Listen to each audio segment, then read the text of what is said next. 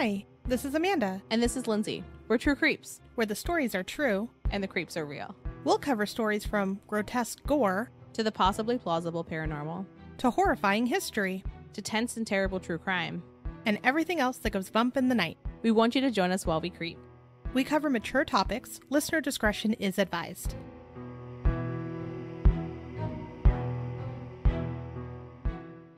Hello, everyone. Today, we are going to talk about Samuel Little, and he committed murders in 29 different cities, Woof. in 19 different states, and it was over the span of 50 years. That's a long time for any profession, hobby, thing to do. Yeah, that's difficult. And just the fact that it took that long to figure out who it was as well is horrific. Yeah, and don't worry, guys, we'll get into it. But the fact that there were so many near misses with our justice system, it's one of those really great examples of this is what happens when, like, all the pieces don't fall into place. And also, right, technology now. A little bit of everything, I'd say. Little bit of it all. Yeah, I've seen a lot of people say that he is the luckiest criminal ever. Yes, I've seen that as well. I very much believe that because the amount of times that this guy barely got away or got caught and got released, just there's so many things and I can't wait to talk about it. Yeah. So we're not going to talk about every single one of his murders because there's too many. And that's disgusting in and of its own right. And we'll get into numbers in a moment. But what we are going to talk about in just a little bit is who he chose to kill. Yeah, that. And unfortunately, not everyone's been identified yet either. Yeah. So let's get started. There's a lot of information to unpack. Yeah. So Little confessed to 93 murders. And we hear that number, right? And we're going, okay, he confessed to 93. People like Henry Lee Lucas, he confessed to hundreds, right? That's way more. Right. What's different here is that 60 have already been identified and confirmed. Yeah, so he's not making it up for attention. This is real. He's not making it up. And it's very clear that he remembers each murder and he gives details about each and every murder. It's sick. And it's sick that he's reliving it as he's discussing it. Yeah, and we should probably say this here. His confessions are available on the FBI's website, as well as drawings he's done. Mm-hmm. And you can see him talk about the murders, and he's full of glee. He's proud of himself. Proud of himself, and he's happy, and you can tell that when he gives his confessions, he's reliving it. Yeah. Well, watching the videos, too, it makes you very angry because you're like, this guy went state to state, killing and doing whatever he wanted, and he got to live the majority of his life doing that. Yeah, and a lot of his victims were ruled overdose, accidental, or undetermined, or their bodies haven't been found. Yeah, and it was due to, a lot of the times, decomposition, I believe, because they didn't see that something had happened to them or it was hard to identify. And then based off of their lifestyles, it really wasn't questioned. Disgusting. It was just, oh, they died of an overdose, or I don't know what happened. It doesn't matter. Yeah. So Little had a few different aliases. In addition to going by his name, Samuel Little, he also went by Samuel McDaniel, Samuel McDowell, Willie Mae Clifton, and Willie Lewis. Yeah, and especially that McDowell and Little one is the prime two that come up in a lot of arrest records. Mm-hmm. And it's partially the reason why it was hard to put some of his other crimes together because he had two different names, so they didn't realize it was the same person. I think it's fascinating, the idea that someone will go like, what's your name? And then you'll tell them and they'll go, okay, you're honest, and then move on, right? Like you would think they would ask for some type of identification that would hopefully have his legal name. I would guess that they maybe did and he just didn't carry it. And so they had to book him under something. Maybe. I have no clue. But that was one of the things that when I was researching, I was like, don't you look at identification? I assume so. But again, this was back in the 80s, right? Yeah. 70s and 80s, 90s. Depending on what part of his life you're looking at. Yeah. Will determine when it was and how the criminal justice system was working at that time. Oof. So let's talk a little bit about his early life. He was born in Georgia in 1940, and his mother was a sex worker and left him. And I've seen a couple different claims, too, that that's just something he decided happened to him. But also, I'm like, he doesn't seem to lie, so I don't know. Yeah, and the other thing is given his age, I doubt his mother or his grandparents are around to be like, wait a second, that's a lie. Right, right. So we'll get into it in a little bit, how necks come into play. But he became obsessed with women's necks starting when he was pretty young. So this is a quote from one of his interviews. He said, "As a child, I got attracted to the neck. And it's strange. My dick would get hard when I was 12, 13 years old. And I would see a woman's neck like that, and she wouldn't even know it, man. My dick would get hard standing." The fuck? Yeah, I don't even know. And he's 12 or 13 years old. And it's kind of sad in a way that no one realized at that time that he needed help and that he was already a monster. Oh my gosh. Early 1950s? You had to be, like, literally out there killing people for someone to be like, maybe this kid isn't right. Mm-hmm. Yeah. So he started acting on those fetishes and fantasies. He would choke women during sex. And then when this escalated for his first murder, he said that he had like strong desires to choke her, and that's why he did it. Not okay. Yeah. And so interviewers asked him whether when he was strangling someone, strangulation was his MO, whether it was an act of killing or it was like a sex act. And he said it was both. Yeah. Ugh. Which, like, look, I'm not going to kink shame, right? Like, if you're into the choking part of that, live your truth. Don't kill people. Yeah, that's not good. Yeah, live your kinky life safely, consensually. Ugh, he's the absolute worst. So, Yeah. when we say he had a long rap sheet, he's been arrested in Maryland, Ohio, Florida, Maine, Oregon, Connecticut, Colorado, Illinois, Missouri, and California. So he served a total of 10 years in prison for breaking and entering, burglary, assault and battery, assault with the intent to rob, assault with a firearm, armed robbery, assault on a police officer, solicitation of prostitution, DUI, shoplifting, theft, grand theft, possession of marijuana, unlawful flight to avoid prosecution, resisting arrest, battery, false imprisonment, assault with great bodily injury, robbery, rape, and sodomy. It's a big list. That's a big list. It's like he had a bingo card. Kind of. Like, he was getting a blackout. He did. He did. Yeah, for sure. So he was sentenced to 3 months for the rape, assault, and great bodily injury and robbery of Pamela Smith. She had fled and then ended up on the doorstep of a stranger. And when she was running naked with her hands bound with a cloth and an electrical cord when she actually escaped Little. Which is horrible. Yeah. They were in his car. That's kind of another thing that normally happens with him is he takes them in the car. Yeah. He had beaten, strangled, and sodomized Pamela. Little was convicted of assault with the attempt to ravish.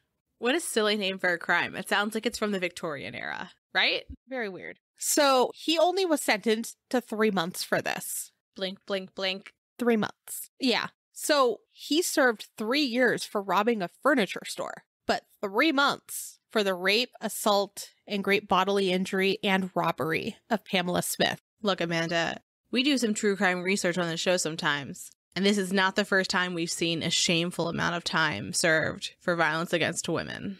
Mm-hmm. And this is going to continue with him. He gets away with so much. And I feel like as he was going through all of this, he felt untouchable, right? He could do whatever he wanted, and all he was going to receive was essentially a slap on the wrist, go to jail for a few months, have a place to live, and then get out, keep going. I mean, it's baffling. It's more egregious when you put robbery next to this like sexually violent crime and say like, our justice system seems to care more about property than it does people. That's a problem. Yeah, and this is evidence of it. Yeah. So we've already touched on it, but what exactly was his MO?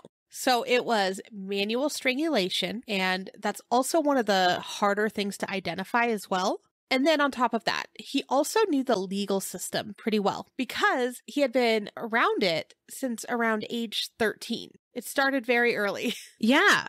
And we haven't mentioned it, but he had a photographic memory too. Yeah. And he was like very, very smart. So he wasn't just in it. He was also like absorbing what was happening around him. Mm-hmm. Yeah. He also, like we mentioned, he moved around quite a bit. He changed his names. And also, he traveled with a handy alibi witness most of the time. Super helpful. Right. And we'll talk about some of the ways that they've come up.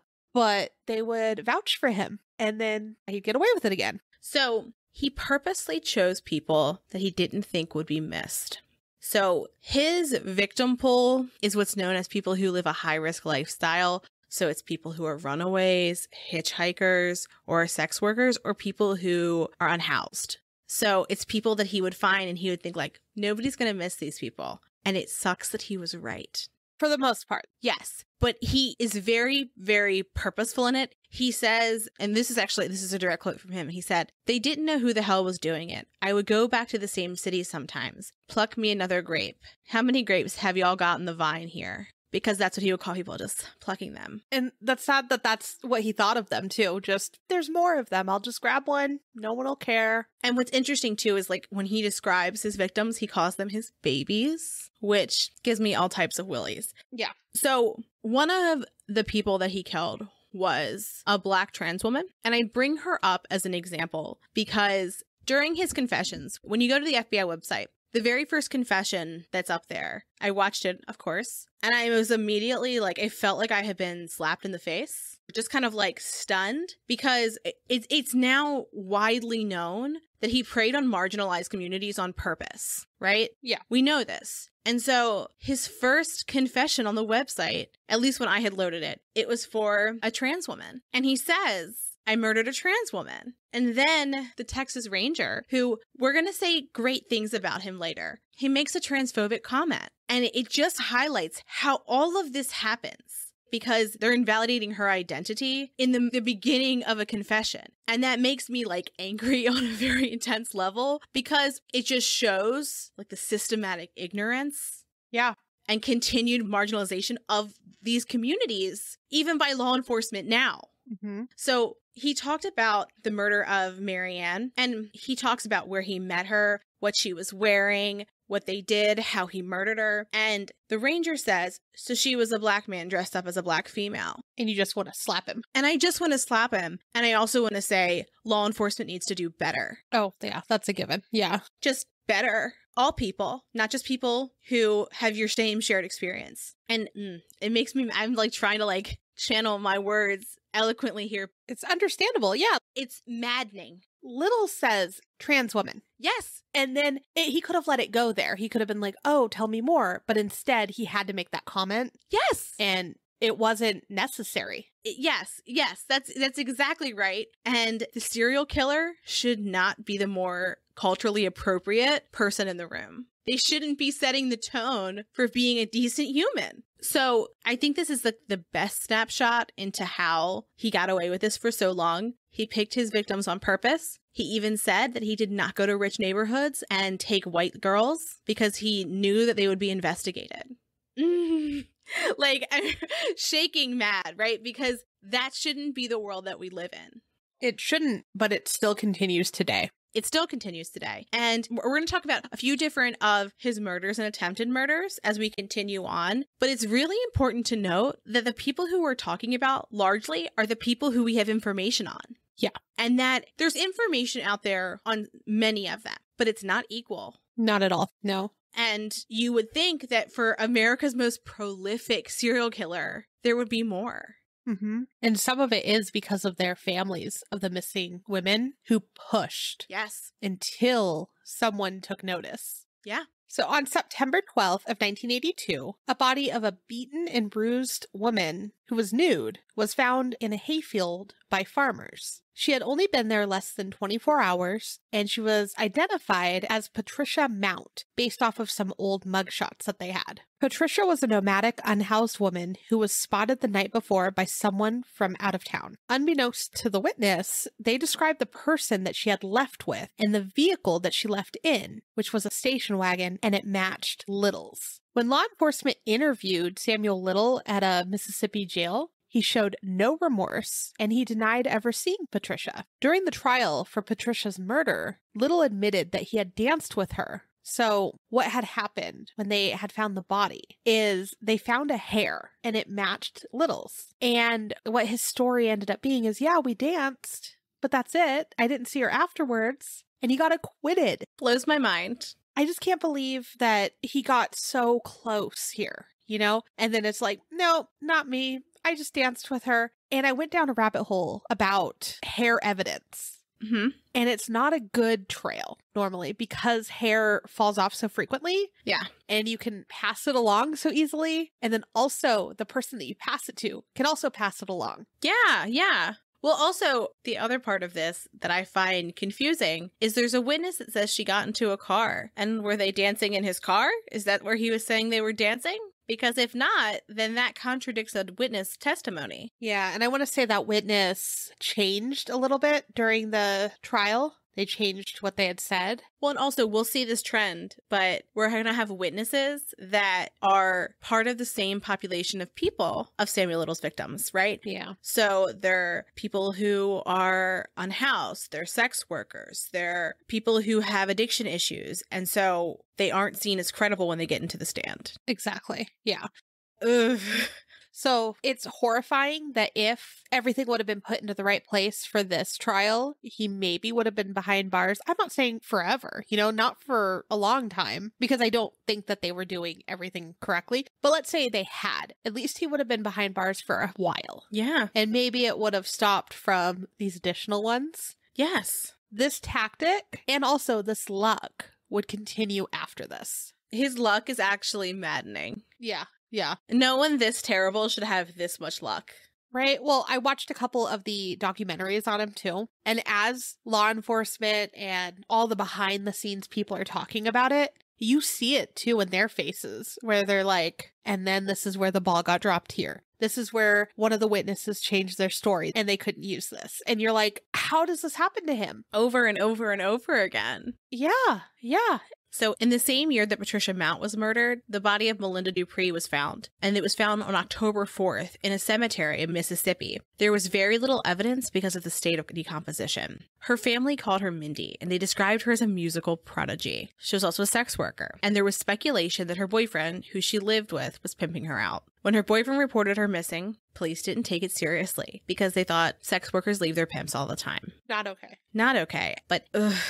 So other sex workers reported the description of the person that they last saw Melinda talking to and the vehicle she got into. Both matched Little and his car. Weeks later, Samuel Little was pulled over and arrested under the alias Samuel McDowell. We mentioned that earlier. And as I said a moment ago, his physical description and car matched, but police didn't connect the dots. Cold case investigators would later link Samuel Little to the case and even have the original witnesses pick him out of a lineup. However, they didn't file charges because there wasn't enough physical evidence, and they didn't think that the testimony of the sex workers was enough to convict him. Don't you wish? At least try. At least try. What if, wild notion here, just go with me. What if we treated all humans with dignity and respect? Period. Mean all humans equal? Period. So there's a very, I think, relevant tweet as we talk about respect for sex workers in this episode. And it's from Dr. Eric Sprankle. Sprankle? Sprankle. All right. We'll add that to our list of last names. We like it. So this is what he said. He said, if you think sex workers sell their bodies, but coal miners do not, then your view of labor is clouded by your moralistic view of sexuality. Right? Yeah. Right? I'm going to say it again because I feel like twice is very important. If you think sex workers sell their bodies, but coal miners do not, your view of labor is clouded by your moralistic views of sexuality. What is he a doctor of? Why don't we hear more from him? I think he's a psychologist. It's a PsyD. Okay. Interesting. Yeah. And I think think about it, right? Like, have you ever worked food service? No. Retail? I have, yes. Okay. 8 hours on your feet? 8 to 10, yeah. 8 to 10. The end of that shift was painful. And if you do that for years and years and years, you are also selling your body, right? Like if you're doing labor that is physical, you are also selling your body. It's true. He has some replies and it says, those saying, but it's different are right. But the difference stems from the criminalization and stigmatization of the work. And the point is that all workers deserve labor rights regardless of the work. Your feelings about the work are irrelevant. Boo, boo, boo, boo. Air cannons. Right? This is a quote from 2016 that I just stumbled across somewhere and was like, they finally put it onto paper what I'm thinking. You just 140 characters or less, baby. You got it. Love it. Okay, so continuing on, the next attack that we're going to talk about is from September of 1984. The description of the attack is from Laurie Barnes' discussion with the host of 93 Victims of Samuel Little, which was very good, very informative, definitely worth a watch. Yeah, it's a little series. Yeah. But per Laurie, in 1984, she was 22 years old and was working as a sex worker when Little grabbed her from behind and threw her into his car. He started to drive, and once he stopped, he began strangling her as she fought against him. This appeared to only make him fight harder. Over and over, he would strangle her until she went unconscious, then tell her to swallow because he liked it when she swallowed. Ugh. And that was his like game that he'd play with them. Yeah, I feel dirty just saying it. Yeah, he would wait for them to be unconscious, do it again, unconscious, do it again, and then eventually they would die. Yeah.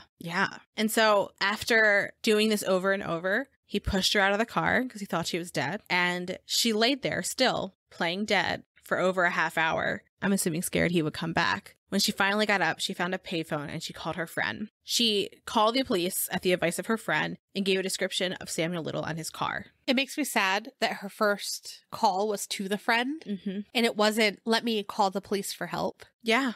It makes me sad just imagining how she must have felt that no one was going to help her other than her friend. Well, and I think it kind of like highlights the fact that she knew what the police thought about her. Yeah. And her interviews, too, are heart-wrenching when she discusses what happened to her. And for one of the interviews, too, they brought her back to the scene. Ugh.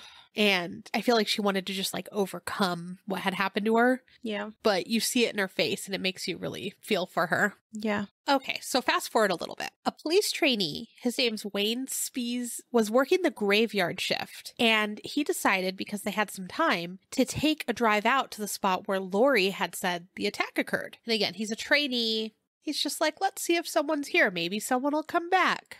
Upon arriving to this area, which was isolated, there was a car there. There was someone there.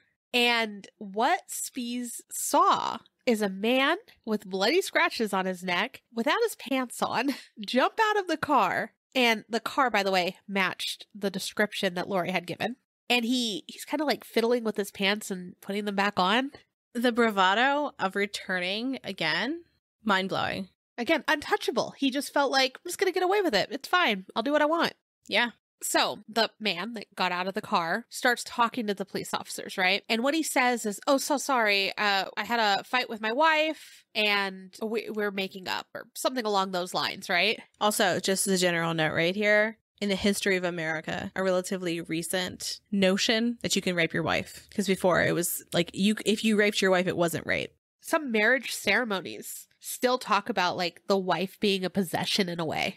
Yeah. It's cringy when you're at the wedding and you're like, you're agreeing to this. You're okay with this? Yeah. Anywho, please continue. Sorry, I just thought that was a good point. The fact that he was like, it's fine that what I'm doing. She's my wife. Right. Well, he says that they were making up. So I believe he was like, oh, we're consensually doing something in the back seat. But upon further investigation, thankfully, these cops weren't just like, oh, okay, good night. Yeah.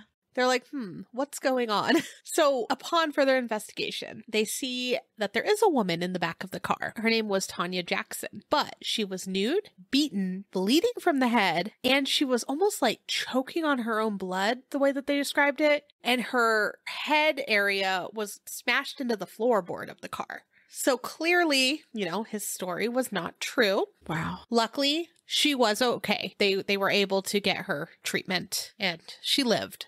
Good. One small positive here, because there's not a lot of them. Yeah.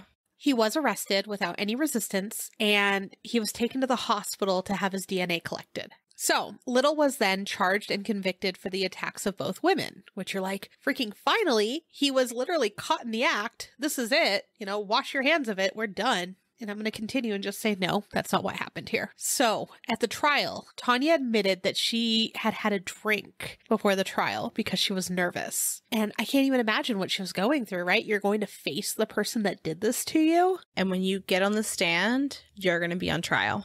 Right? Yeah. You know that it's very likely that you'll be treated disrespectfully. Plus, you're about to be re-traumatized. Exactly. Yeah. So I get it, but it's not a good thing to do before trial either, but I get why. Then whether Laura was raped was called into question because it did come out that she was also working as a sex worker, which again hurts my heart because she did not ask to be abducted into this car. Yeah. But the way that law enforcement and prosecutors were interviewed surrounding this trial was a little odd. I feel like they were leaving some stuff out, and I couldn't find anything from the actual trial other than, the end result, unfortunately. But anyways, so here's where Little's alibi comes into play. Little's counsel called a woman to the stand who said that her and Little were in a relationship. She spoke very well of him. And then she also came across very respectful. It's sad that this woman who traveled with him, who, they stole things, they traveled the country to live, got more respect than the two girls who were attacked. Yeah, that's appalling. So, of course, they're like, well, she's respectful. She speaks very well. Sure. Because he was caught in the act is my only reason I could see. He was sentenced, but he was only sentenced to 4 years. And then, on top of that, he only served 2.5 for good behavior. Realistically, is it because they didn't have a body? Because these poor women survived? That they're just like, they're survivors. He didn't really do anything that bad, right? They lived. Like, what else do you want? Look, how many times have you heard a woman who was raped and they say about the man who raped her, but he had his whole life ahead of him. You're ruining his life. He had such a promising future, right? Like, you hear that type of verbiage when you talk about rape victims. And it's not seen as what it actually is. It wasn't only rape. Mm-hmm. It was rape, and he intended to kill both these women. Yep. And it's not seen in the repercussions that he was given. No. 2.5 years in prison. They didn't care. No. When I first watched the documentary, my jaw dropped because I was like, 2.5 years. There's 2 women that you intended to kill. And everyone's just like, they lived. Like, what else do you want from us? He won't do it again. Yeah. He only did it a few nights in between, right? Yeah, he's reformed. That 2.5 years really helped him. Okay. Anyway, so he ended up being released in February of 1987. So the district attorney said that the case was the most dissatisfying case of his entire career, which, yeah, I feel it for him. Fair. And this is one of the quotes from the documentary where I was like, ugh, that's so sad.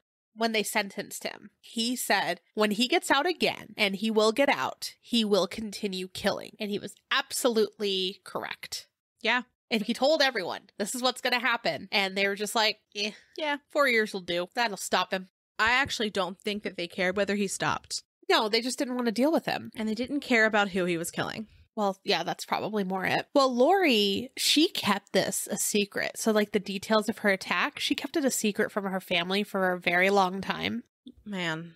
And she said that the light sentencing that he received made her feel worthless. I could see that. Yeah, it doesn't matter what he did to me. No one cares. I mean, it went to a court of law, and they were just like, eh. Yeah, and she, did her part as best she could, and it didn't matter. Yeah. Her story gets me when she talks. Yeah. So this is the one itty bitty tiny little thing that was good that came out of this. His DNA that they collected at that hospital was added to CODIS after Lori's case. And Lori went on to study psychology and criminal justice after her attack. And she has a family. Oh. And when she was talking about her family, it made me just happy. Yeah. That's a terrible thing to survive, like surviving and like carrying on, I feel like is heroic in and of itself if you experience something like that. So let's move forward a little bit more. We're moving into 1989 and we're in Los Angeles. So in August of 1989, Audrey Nelson's body was found in a dumpster. She had been severely beaten and her stomach had been crushed. There were clear indications that she had fought back by scratching her attacker. So the next month, in September of 1989, Guadalupe Apodaca was found surrounded by trash with strangulation marks on her neck. DNA was collected from Guadalupe, and DNA was also collected from Audrey. But the murders both occurred 5 years before DNA testing was revolutionized. So these were all in a very small area. Yes. You would think that if you were the police officer collecting this data and information, that's a small area, right? Mm-hmm. Well, but again, they just thought overdose or who knows what happened. So in 2012, the LAPD entered the data they had collected in both Audrey and Guadalupe's murders through CODIS, and they found a match to Samuel Little. DNA was collected from Audrey's fingernails and from fluids that were left on Guadalupe's shirt. And that's the DNA they would eventually run through CODIS. The LAPD then found a third unsolved murder where Samuel Little's DNA was a match. It was the 1987 murder of Carol Alford. Her body had been found in an alley 1 mile from Guadalupe's. Such a small area of women being found. Yeah, you would think they would go, a lot of women are dead around here. This seems strange. Well, and for Carol, hers was 87, and Audrey and Guadalupe were 2 years later. So he probably made a nice little circle back around, back to the LA area. Yeah. It was like, I'll pluck another grape, right? Ugh. Because I got away with it again. Oof.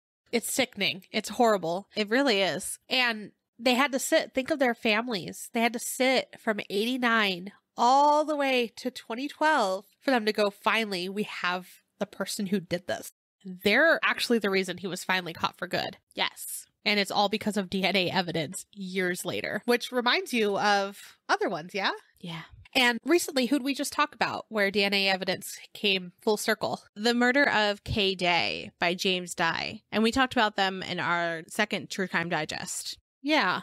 So it's nice that years later we're finding these people, but also I just think of the families sitting and waiting, for that long. Yeah. And fortunately for the murders of Guadalupe, Audrey, and Carol, Little was convicted and sentenced to life in prison.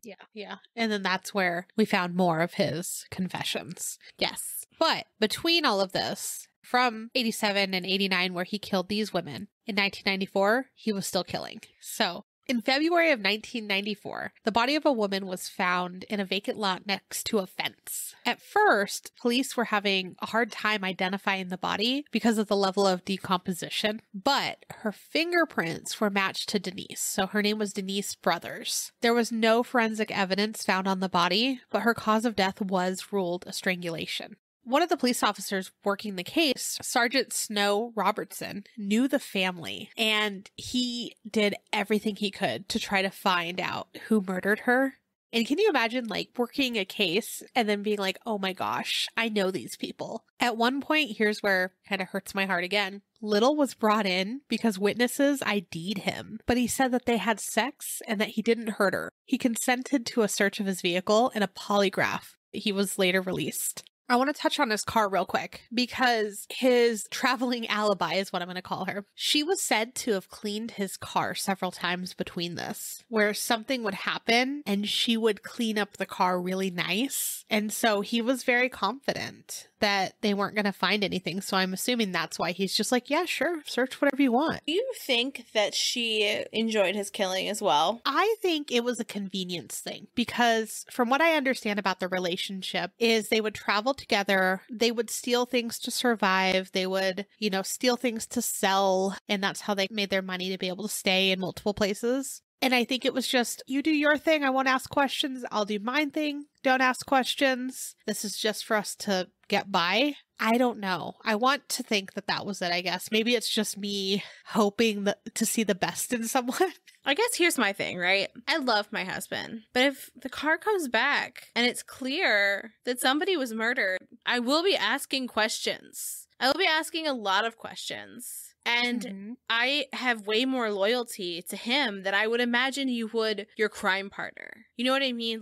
Anybody can steal stuff and sell stuff. Maybe not well. Yeah, because technically, wouldn't she have fit into his victim pool? His go-to? Yeah, we don't know why she was there. But I do hold her responsible because if she hadn't lied about being an alibi, then many people would still be alive. Yeah, and at one point, too, one of his other alibis that traveled with him spoke up. And then guess what? He disappeared before the trial. Don't like that. Don't like that. But back to Denise Brothers. So he was released. Again, he was pulled in, released, as usual, got away with it. As he do. Robertson entered the data about the murder into VICAP. 20 years later, an FBI crime analyst, Christy Palazzo, and DNA scientist, Dr. Angela Williamson, worked together to find similar cases to those that Little had already been charged for. They are some kick-ass women, by the way. Like, I want to, like, hug them and high-five them. Yeah, watching them speak, and they're like, I feel like they're like Garcia in their little, like, cubicle together, and they're like, hey, check out this one. And she's like, wait a minute, I remember a case I saw 14 years ago. Hang on. And, like, I feel like that's the level of what they were doing. Watching them speak, I was like, I want to know more about them. Where's their TV show? Because I just want to watch what they do for a living. Palazzo worked out a timeline of where Little had been over the years and figured out his victim type, the method of killing, everything. Kind of put it all together. Garcia did. That in and of itself seems extremely difficult because he bounced back and forth. He was probably doing a lot of like paying in cash and things like that. So I'm sure that was a very, very difficult timeline to run. And what's interesting, too, is when they originally wanted to arrest him in Los Angeles, they couldn't find him. No. And imagine, he just had his car, he traveled around. There's no way of easily finding him. And so I believe the LAPD reached out to the FBI and they found that his Social Security checks were being deposited in Louisville, Kentucky. And so they traced him that way. They traced him like from his like legitimate money that was coming in. And I was like, oh, that's brilliant. That wouldn't have even occurred to me that you are going to go find this senior citizen serial killer. Right? And doesn't that just like hurt your heart that he went through, did all of this for years and years and years, thought he got away with it, cashing in on Social Security. And I believe he was living in a homeless shelter, right? Yeah, just blows my mind that he got through it that long. Not that this is a new thing. We're learning about a lot of killers from back in this era that are being caught nowadays and having to face what they've done. But it's sickening to know that, one, there's multiple of these guys out there, right? And you know who I'm talking about. Yeah, that's a lot like Joseph James D'Angelo, who was found from ancestral DNA, right? Yeah, exactly. It's just blowing my mind how many of them lately, and by lately, I mean within the last few years. Yeah, I love The Reckoning, though. There's like these old, nasty men who are like, I got away with it. And no, it's coming round the bend eventually. So Palazzo, or in my head, I see her as Garcia, noticed that many of the same variables overlapped with the Denise brothers case when she was putting together all of the information. Around the same time, Texas Ranger James Holland had heard about Samuel Little and had contacted the FBI. Ranger Holland was well known for his ability to draw confessions out of murderers. This is the one we were talking about in the beginning, by the way. Transphobic, but good at getting confessions. Yeah, he gets on their level when he talks to, not saying not that comment, but everything else, the way that he's able to get confessions out of people is exactly. He tries to kind of have something in common with them, and he brings them offerings and stuff too later. So Palazzo and Dr. Williamson suggested that Denise Brothers may be one of Samuel Little's victims because the murder was in Texas. That was how they like got him into the case, right? Because they were like, oh, here's a Texas one for you to look at. Because they had to have a reason to bring him in. Exactly. Yeah. So Officer Holland recorded the confessions that he got from Samuel Little, and the two developed kind of an interesting bond. Little called Ranger Holland Jimmy, and he called Little Sammy. And like I mentioned, Holland would bring him goods, like to get him to talk. He'd bring him like pizza, Dr. Pepper. There was a whole list of random things that he liked. And he's also the one that got Little the art set so that he could draw the victims. Yeah. And because he has a photographic memory, he can remember what each of them looks like. And he's pretty decent at art. So it's a decent likeness of the women that he had murdered. The sick, horrible thing about it is as he's drawing them, he's like reliving these murders. Yes. So you kind of ask yourself, like, do we give him these supplies and allow him to continue doing this so that we can get justice for the families that are sitting there waiting, or for the people that don't know where their family member is and don't even know that they're dead yet, right? Or do we not let him do that because then he's like reliving his sick fantasies? I think that he was going to relive it either way, and at least this way, some people can get some closure. Like, he was going to be a sick fuck either way. But he's enjoying himself. He's finally behind bars. and he's still enjoying himself. And that just made me so angry that this guy always wins. Yeah, fair. Yeah. And so like Amanda said, 60 victims have been identified of the 93. And that's in large part due to some of these drawings. I will note that Samuel Little did pass away last year. So in 2020, at the age of 80 years old. Woo! Another good thing about 2020. It's good, but then also you kind of wish that he was alive for when they're identifying some more of these victims so that the families could get a little bit more information if they needed it. I mean, they have it on record, all of the ones that he's described, so I'm sure a lot of it's there. But what if there's another question that comes up and now they can't ask it? And that's also partially why I'm so angry that he got to live out all of his life and then just spent the last part of it behind bars, where he should have been answering to these families during that time, you know? But what is interesting, though, is that we've still got 33 victims that are unaccounted for. And so folks are still investigating this. If you go to the FBI's website, you can see the photos of who's unidentified. We'll have a link to that on our website, as always. And then also, we'll have them in our True Crime Digest as we continue on, as more people come forward thinking that like perhaps this is their family member. But in February of 2021, an article was released about a woman who was potentially one of the victims that was unidentified. And so although this came out in February, police did talk to him before he passed. So Xena Jones disappeared in 1990 in July. Her sister, Vicky Weddington, was sure that her sister wouldn't have just up and left because she had a 5-year-old daughter. Yeah, there's no way. Yeah, but because she had a drug addiction, police were like, she's a runaway. Oh my gosh. Right? When the images of the women that he had murdered were on the news, Weddington recognized one that looked like her sister, Xena.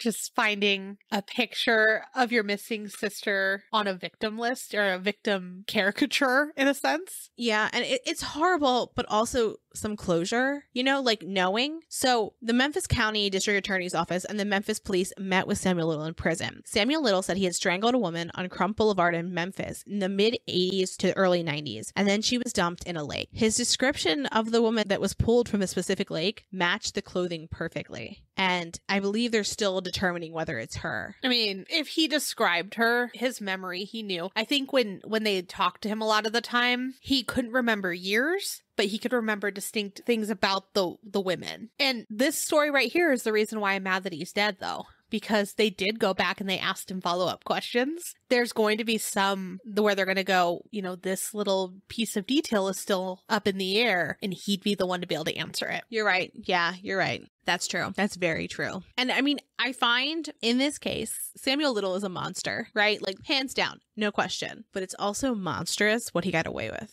He took a flashlight and just pointed it like, here are all of the weak spots in your justice system, and I'm going to take advantage of them and kill for years and years and years and years. And get caught sometimes. And get caught, and you just won't care. It's disgusting. It is disgusting. So this is Samuel Little. I'm surprised that he's not talked about more, because I remember when he died, it was all over the news. You saw it, but I don't hear his name when people talk about many serial killers, and he is one of the absolute worst. Yeah, I mean, he's America's most prolific serial killer. And the fact that people don't know who he is, it blows my mind. Like, I was talking to like a few different friends who are like very interested in true crime and know a lot. And I was like, do you know who Samuel Little is? And they were like, no. And it wasn't surprising, right? Like, I don't think it was until I was like researching for like show topics that I came across him. Then I was like, why aren't we all talking about this? Why isn't this pushing for, you know, parole reform, sentencing reform? Like, there's so many things that you should look at this and go, this system isn't right. It's broken. Exactly. No, that's absolutely true. And I will say, you know, we've come some way since a couple of the sentences that he received, but not all that far. Yeah, not far enough. Not far enough. Yeah. So we'll post some of his pictures of the women. Tell us what you think about his luck. What are your thoughts? Now, before we end the episode, we do want to touch on a couple of housekeeping things. For those that have written us reviews, we love you. Thank you so much for what you're doing for us. It helps us grow. For those that are thinking of leaving a review, we would love if you'd take a few minutes and do so. You can leave reviews on iTunes or on Facebook. And if you do choose to leave a review, please take a screenshot and email us your address. We'd be happy to send you a True Creep sticker. Our email address is truecreepspod @gmail.com. Yeah. Also, we recently started a Patreon. We've got 4 different tiers starting at $1. And if you're one of our patrons, you get access to the Bat Bonfire, which is our Patreon-only Facebook group. Yep. And just today, they got a little insight on one of our episodes before anyone else. Just saying. Bat Bonfire. Yeah. The Bat Bonfire is going to see the future sometimes. Plus there's also some really fun perks in some of the higher tiers. If you're interested in supporting the show, you can go to our website, truecreeps.com, and click the Patreon link. We'll see you next week. Thanks for creeping with us. Bye. Thank you for listening to True Creep. Thanks for listening. For more information on our sources, please visit our website, truecreeps.com. If you'd like to follow us on social media, you can follow us on Instagram @TrueCreepsPod, on Facebook at facebook.com/TrueCreepsPod, and on Twitter @TrueCreeps. We'd love for you to keep creeping with us. So if you like this episode, please subscribe, rate, review, and share the show with your fellow creeps.